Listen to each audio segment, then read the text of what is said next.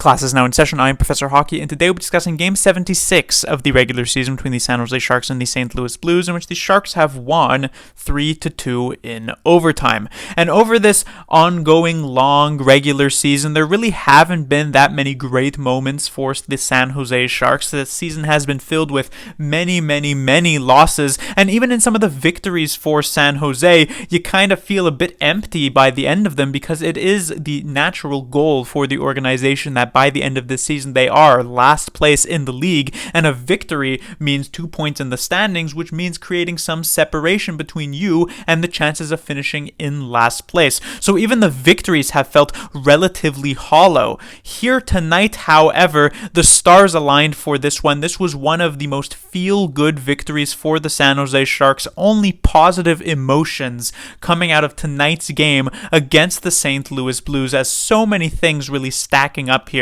The first of which, the debut game of Colin Graf, a college free agent that the Sharks signed a couple of days ago amongst many different interested NHL teams. The first career victory for Devin Cooley, who was a Sharks fan growing up in the area when he was younger, now coming over here. He played a couple of games against the Blackhawks, unfortunately lost out on those, but getting his first career victory here tonight.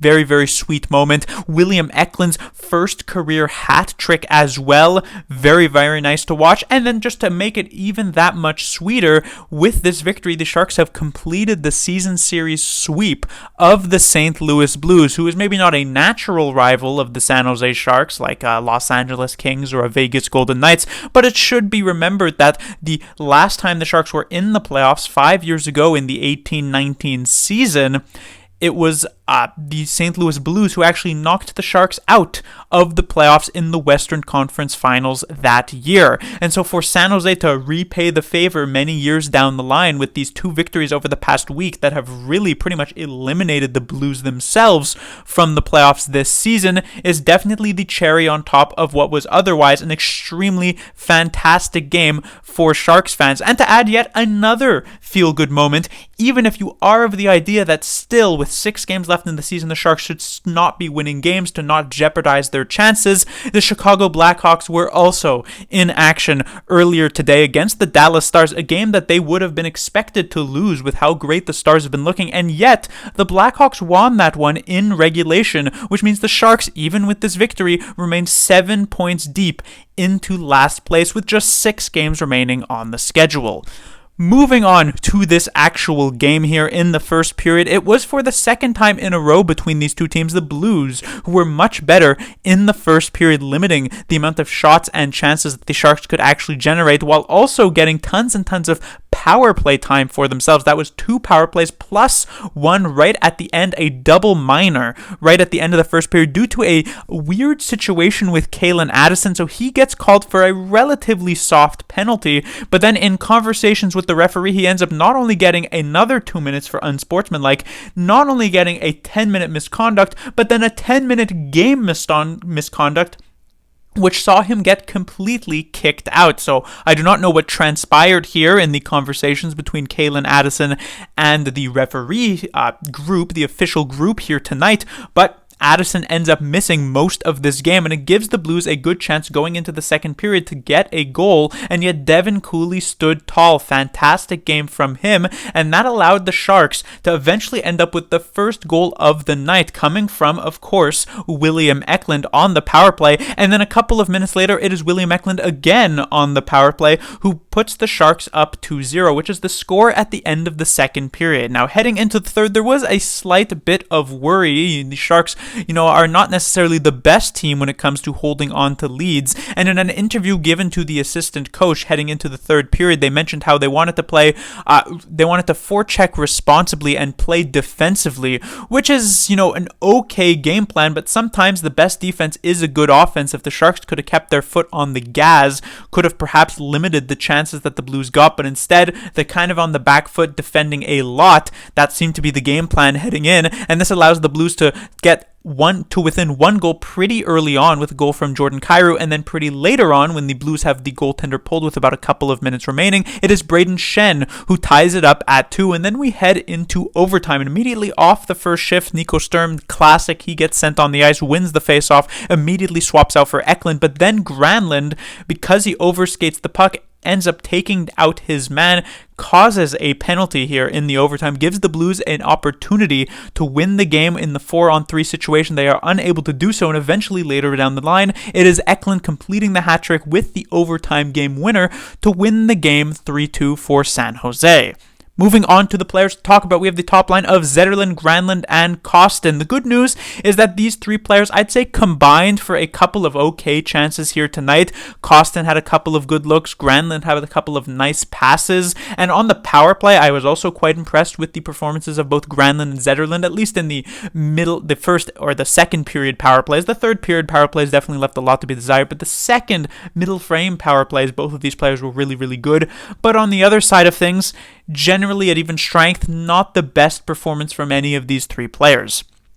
When it comes to the second line, we have Eklund Kunin being joined by rookie Colin Graf in his first career NHL game. And let us, of course, focus on him first of all. The spotlight was on him, my eyes were on him, and I paid very close attention to how he would perform. And there were some good things as well as some bad things. The first thing that I was quite impressed with from Colin Graf's perspective is actually just his general positioning on the ice. He does seem to think the game in a very smart and intelligent way, not only from an offensive perspective, but also from a defensive perspective, which is rather rare from players who are coming right out of either a junior league or a college league, that they're actually going to be that defensively mindful of where they are standing in that particular zone. Usually they're more of a run and gun style of player that you kind of have to rein in a bit, but Graf seemed very, very smart in that particular area, which was quite nice to see right off the bat, even just from his first shift of tonight.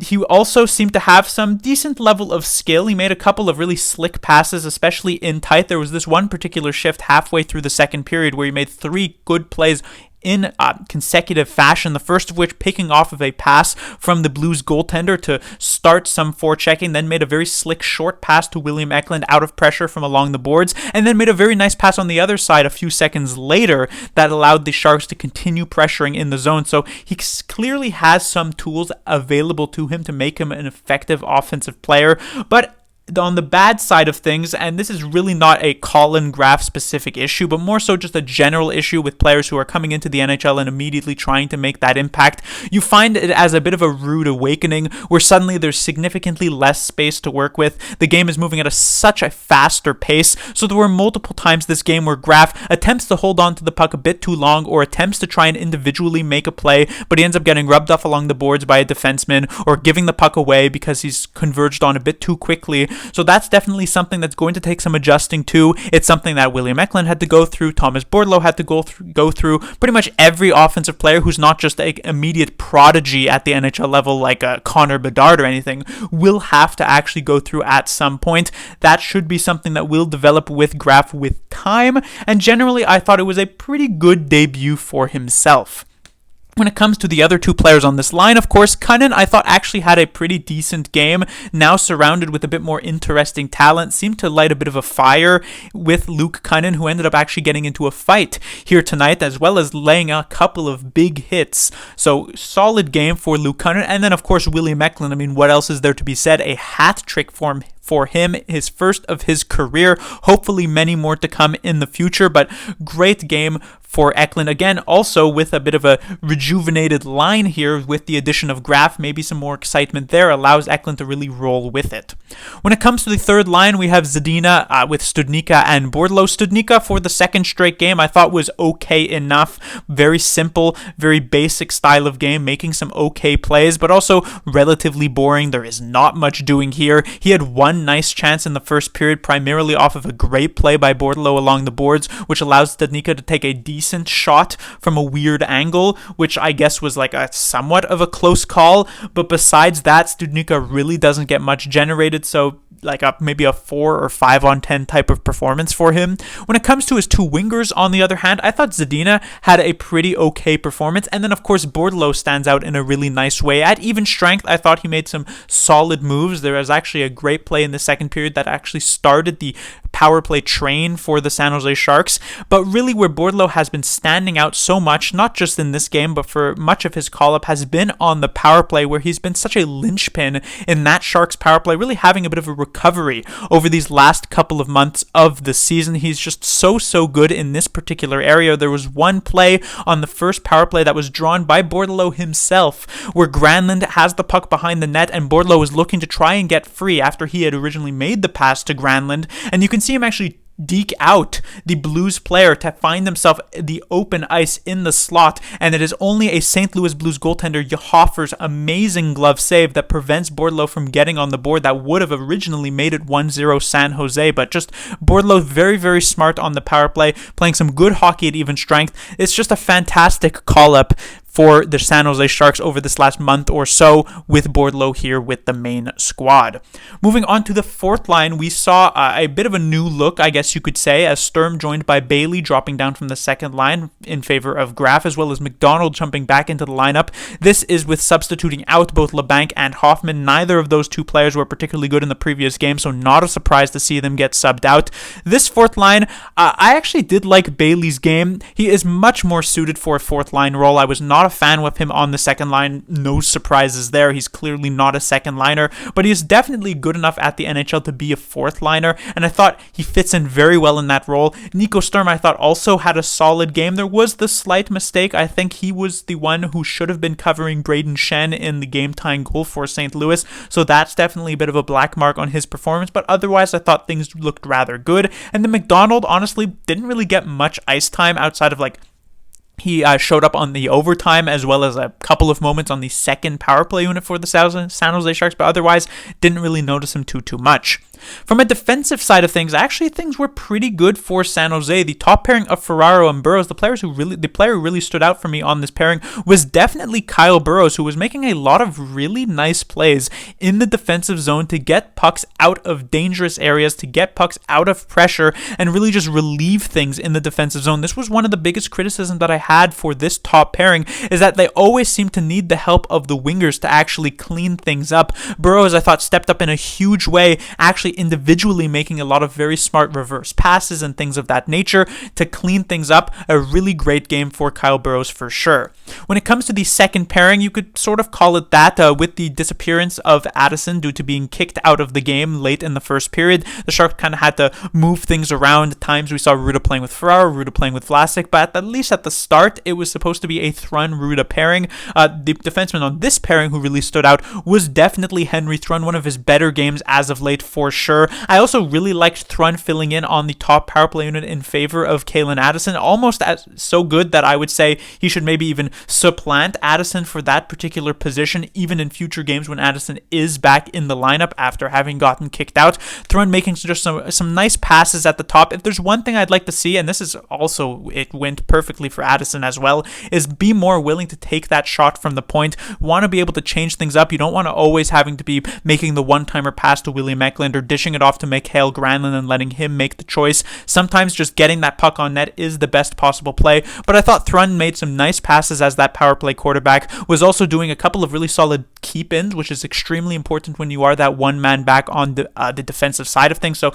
really impressive game, I would say, for Henry Thrun. And then when it comes to the third defense pairing, like I said, not much to say about Addison. He didn't really play much this game, but Vlasic, I actually thought, had one of his better games as of late. Vlasic quite solid defensively, which was quite nice to see. And then finally, we have the goaltender for the Sharks, Devin Cooley. Like I mentioned, a couple of games already under his belt this season against the Chicago Blackhawks, one of the other worst teams in the league. And in both of those, he didn't necessarily have the best of performances. In fact, that also included a 4-0 blown lead by the San Jose, or by a very heavy blown lead, a 2-0, I believe at the time, a 2-0 blown lead for the San Jose Sharks. So that wasn't amazing. But here tonight, against a much tougher opponent with the St. Louis Blues, he finally gets together that really strong performance. He could have potentially made the save on the Jordan Kyrou goal, but he really didn't have much of a chance on the Braden Shen goal. And with just 2 goals let in here on the night, night, as well as multiple great saves, especially in the early parts of this game in the first period when the Sharks were kind of hopeless. It was a really strong outing. Great to see him be able to get that first career victory with his family in the stands and everything like that in front of the home crowd of, like I said, where he grew up and everything of that nature. So just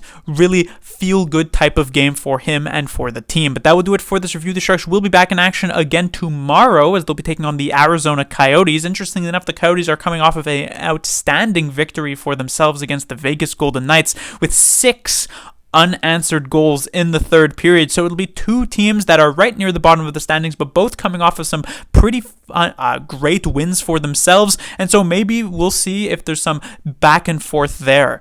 Class dismissed.